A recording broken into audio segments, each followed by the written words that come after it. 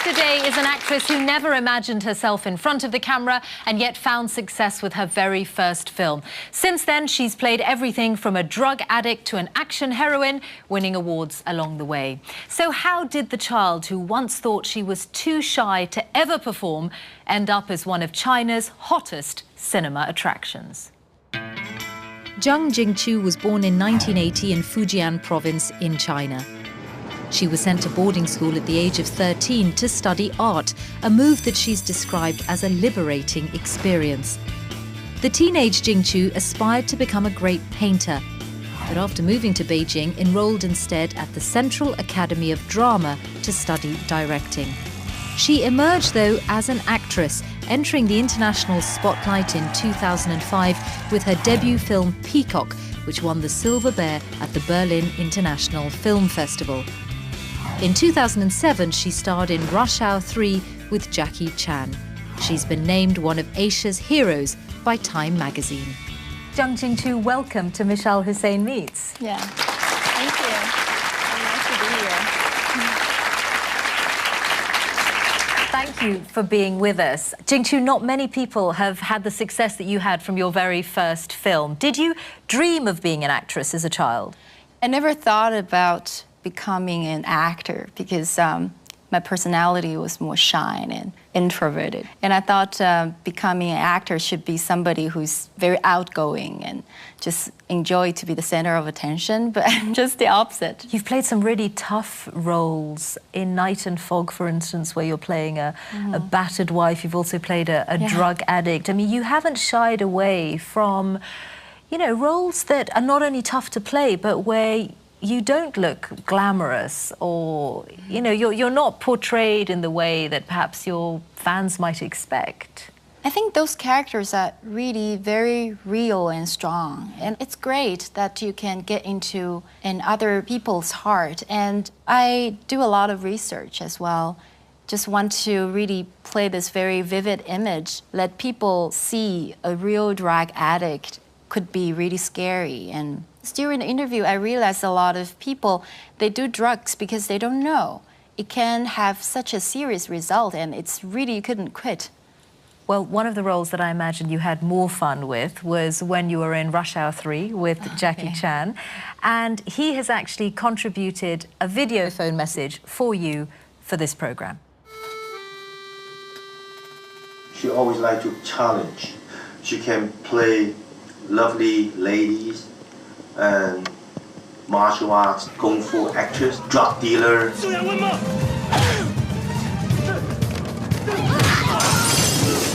Not like Jackie Chan, martial art, martial art, martial art, martial art. She's a martial art, singing, dancing, all kind of things. 烟里面是不是有东西啊？没有啊，我怎么会呢？你以后不要来找我了。我真的没有啊，你相信我啊，我不会害。 你干什么？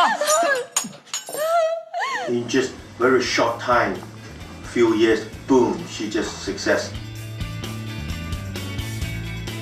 And she really, really worked hard.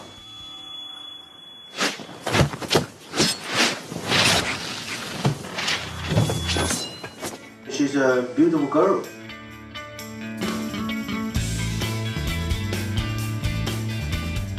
Jingqiu, yes, I love her. I love you too, Jingqiu. What a lovely compliment from Jackie Chan. What was it like working with him? In China, we all call him 大哥. It means elder brother, right? So he was like an elder brother to me. And that was my first time shooting abroad for such a long time. It was 5 months in LA. And then he would always invite me to his trailer to have lunch. And he had a great cook.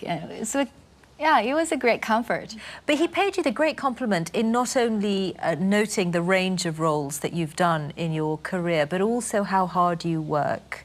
Is it as hard work today as when you began? I mean, do you really have to apply yourself to every role? Or is it getting easier the more experience you have? I think in acting, you always can try to improve more. And then there's so many approaches that you can try to find the infinite possibilities of the character. And That's why I took half a year off to go to New York and to study in T. Schreiber studio. And then I just tried to find like different approaches and do a lot of like improvisations. And yeah, I try to maybe bring my acting to level with more surprises. Sometimes can surprise myself a little bit more. We'll talk more about some of the roles that you've done since in just a moment. But first we take a break on Mishal Hussain Meets, and we're back in a moment.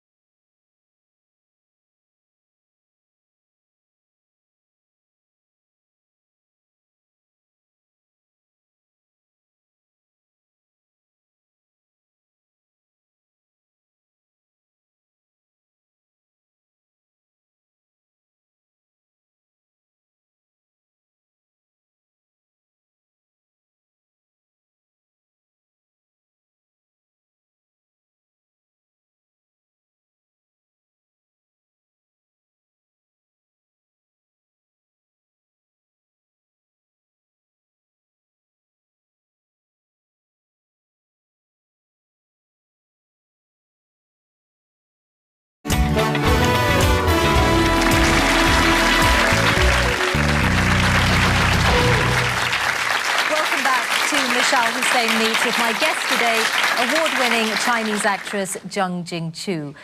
Jingqiu, take me back then to when you were growing up. You were a naughty child. You used to run away from school, is that right? Well, yeah, I never really liked schooling that much. Especially my mother is a teacher, and then I'm always just under her control. So I left home very early, like 13, and to the boarding school. That's to study art. And I remember, because I went to school like at very early age, and at least 2 years younger than the average. Well, why were you 2 years young when you went to school? Because my mother just wanted me to have an early education, and it's just maybe save some trouble. Just put me at a school and then as teacher to supervise me. I don't know. So you were actually, and that meant you were young all the way through your education? Yes. So were you even younger than your peers when you got to boarding school? Yes. Usually all my classmates were at least 15 when I was only 13. But I remember the first night at the boarding school, like all the roommates were crying in their bunk beds because they're just homesick. And I was just laughing. That's so great. Finally, I just get out of the control of my parents. So you weren't homesick at all, quite the opposite. Yeah, I think freedom is always just my priority until now. And did that desire for freedom continue through the rest of your education? You went to art school and then you ended up studying directing. Why directing?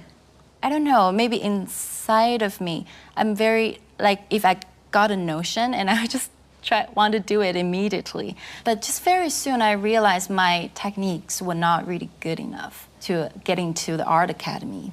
So while I was figuring things out, I went to the film academy and then had some great lessons. We analyzed a lot of great movies and Western watched, movies? like Forrest Gump and a lot of Fellini's and Shawshank Redemption, Last Tango in Paris. There's a lot of great movies, and I never realized such good movies existed. Because you had never seen them No. when you were younger. But No. you were pretty sure at that stage that you didn't want to actually be in front of the camera. Is that right?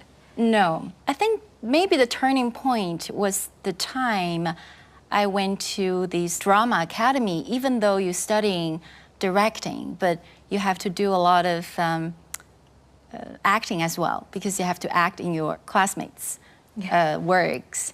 And I remember when I first went to the academy, I was considered to be a very bad actor. Because the first acting class we had to do a lot of exercises. Maybe a lot of you also done that.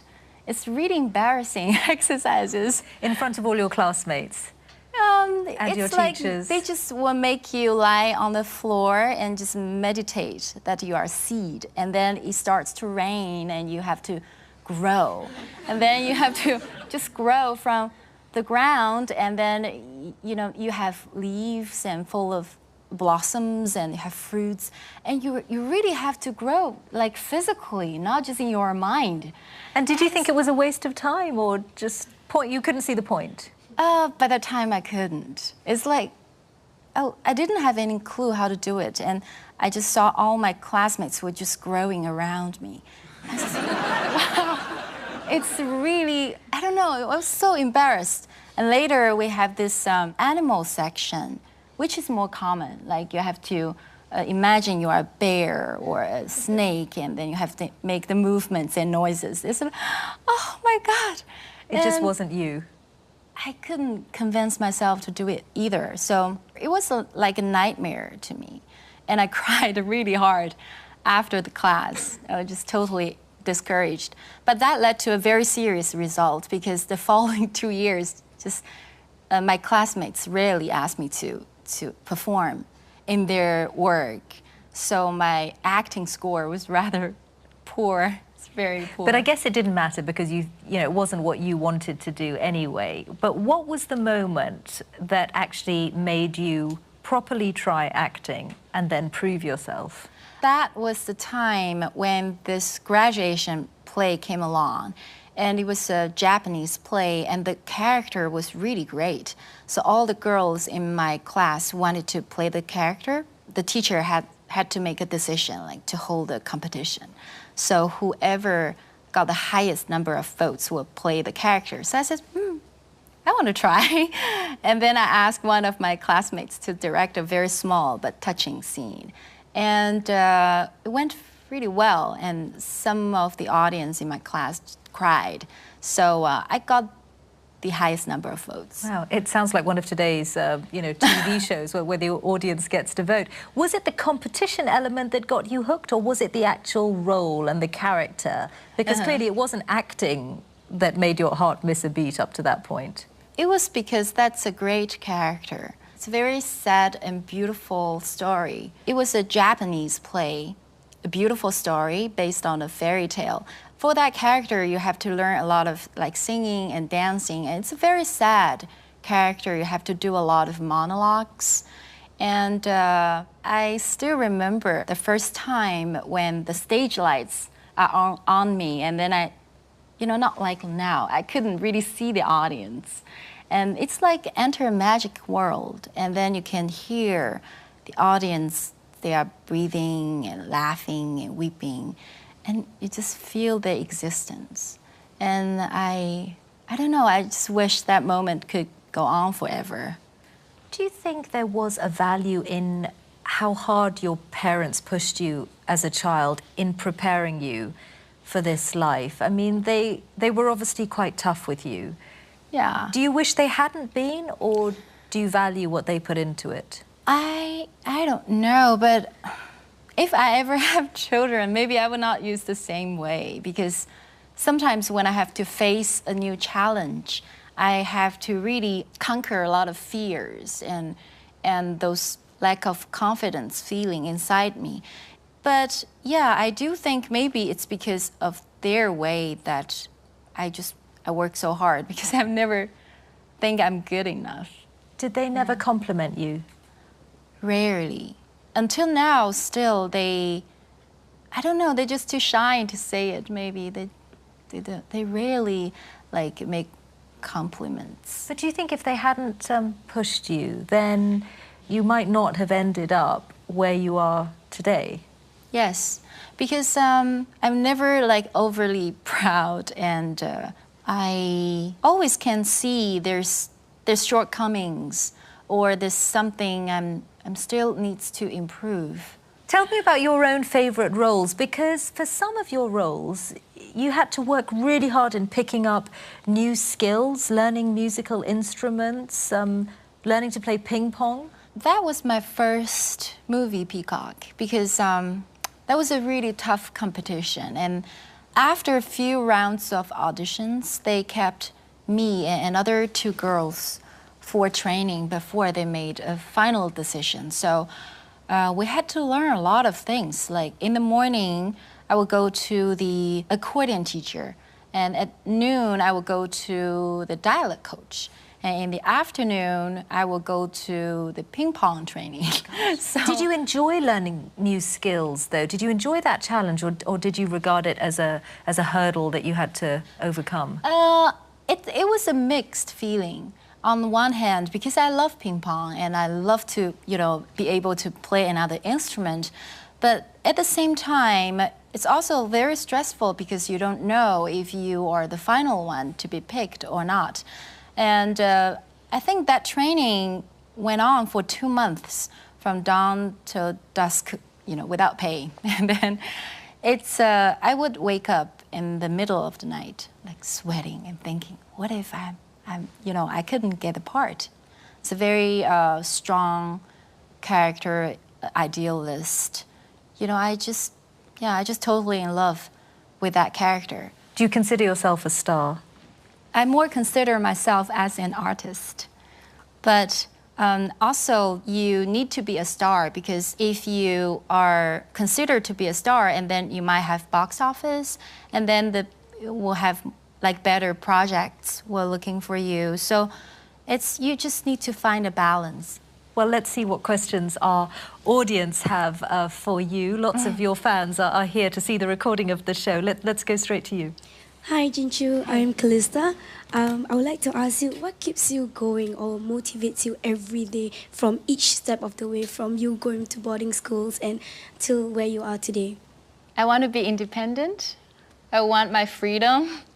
And then if you want that, maybe you really need to be strong, and like you have to be financially independent, and then you have to have an independent spirit as well. Also, you need to have like the dignity is also very important.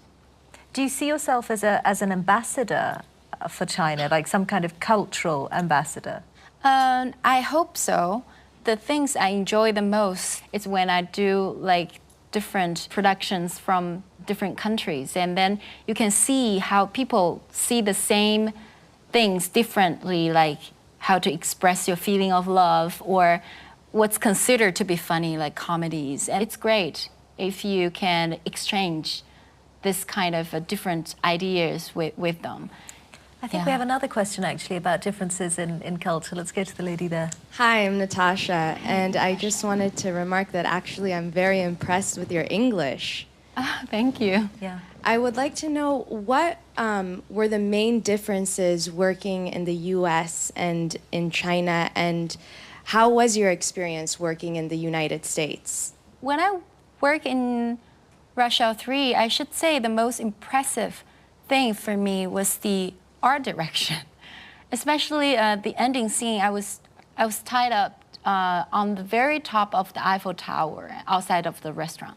But we did really shoot in Paris for 10 days, and then we had to do the action sequence back in the soundstage in LA. So when I went into the set, I was totally amazed because it was so real. And then you can see they recreated the 360 view of Paris at night. And then you can see the streams of light flickering as the car drove down the street. And then I was staring at the Arc de Triomphe, and I just got this urge. I want to just go down the tower and take a walk over there. So was that real? Yeah, it's really real. And I just standing there and I just staring at that. Okay, I want to just take a walk over there. It was great. So the standards were very high. What about action sequences and your roles in action movies? Do you enjoy all of that, really physical roles? I do, because I was a super kung fu fan. When I was little, like, I love kung fu movies and novels, and you know, I was fascinated by how a kung fu master could fly and just alight on leaves and you know, just run across the surface of the water. So I read this book when I was 7 or 8 years old, you know, that described how a kung fu master was trained, you know, to learn how to fly. They would dig a deep hole, and then they would tie these heavy sandbags to their legs, and then they just keep jumping. Until one day they could jump out of the hole. That means without sandbags, they could fly. So I was obsessed with these ideas. Every Saturday when my mom was out for the like weekly meeting, and I would just fill those my old school bags with books, and then tie them to my legs and keep jumping, until that kept up for 2 months, until the neighbors complained to my mom, and my kung fu dream was cut short. Yeah. That's like that's almost like an acting class of your own, and you know, developing your whole new way of training. Yes. Let's go to a question right here. Hi, my name is Lucy. I'm also from China. I lived in Beijing before, and I just want to ask you, after watching all of your movies, I just want to know, like, which role is actually closest to you yourself? I think maybe every character has a part of me. And sometimes maybe it's just hidden inside me. And I really enjoy those, like Peacock. I think her spirit is very close to me, like a dreamer, and just love freedom. Let's go to a question right here. Hi, my name is Honey. I'm a media lecturer as well as a short film producer and director. You studied directing and you became an actress. Can I know if in the future, would you like to actually be a director someday? Thank you. I don't have exact plan yet. You know, I think maybe one day when I have something to say, and I really think acting is not enough to express my feelings or thoughts, maybe, yeah. Thank you. Thank you. Well, Jing-Chu, I wish you every success with your future work, and I hope you always find the roles that really speak to you. Thank you for joining me on the programme. And thank you for watching. Next time on Mishal Husain Meets, the only female CEO in Formula One, Manisha Kaltenborn. Goodbye. Find out more on the BBC website, bbc.com/Mishal Husain Meets.